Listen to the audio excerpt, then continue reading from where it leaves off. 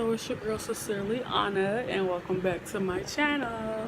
So today I decided to do a video to a DIY of how to do ripped jeans. So let's get into the video. Okay, before we get started, you will need a Sharpie or a pen. I don't know where my Sharpies are, so I'm using a pen.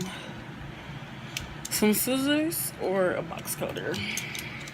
And I think I'm gonna use this box cutter because I was trying to use my scissors earlier to test run and the scissors were not working. So, okay, all you do is take your pen or a Sharpie, it depends on what you have, and you're just gonna make your little lines going horizontal.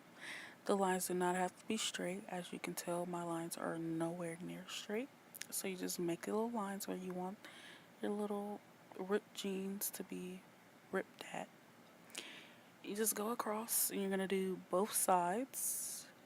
And on this side, I actually decided just to do like a little square because I wanted that whole side out. So that's how it looks.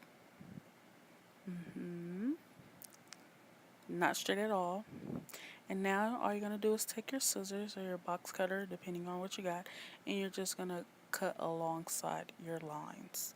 So this is basically how it looked after I cut them out, and then I cut the little circle square out. This is how everything looks. And forgive me how this recording looked. I was trying to hold it up with the hand. But now you just take your tweezers and you just pull up the little strings. And you basically want to tease it until you get your desired look. It might start to look a little crazy, but once you put them on, you're like, okay, this is how it looks. And then you could start plucking it while you have your pants on. So this is how it looked at the end. I really enjoyed how it looked because this is my first pants I did. So yeah, this is how it came out.